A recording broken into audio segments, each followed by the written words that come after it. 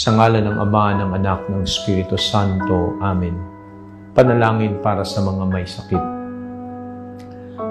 Ama naming mapagmahal, hinihiling namin ang kagalingan para sa lahat ng mga kapatid naming dumadaan sa anumang klase at uri ng sakit. Katawan, espiritual, pinansyal, emosyonal, mental. Patuloy mo silang samahan at patuloy mong ipagkaloob sa kanila ang kagalingang matagal na nilang hinihiling. Naway ang panibagong lakas na kanilang makukuha sa iyo sa pamamagitan ng kanilang panalangin ay tunay na magbigay ng panibagong pagkakataon upang sila'y patuloy na sumunod sa iyo at maglingkod. Patuloy mo silang basbasan sa kabila ng mga sakit at hirap na kanilang pinagdadaanan.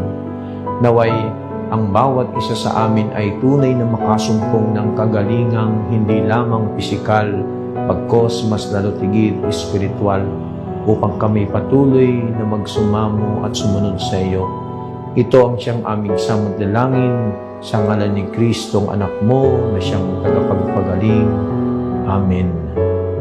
Sa ngalan ng Ama at ng Anak ng Espiritu Santo.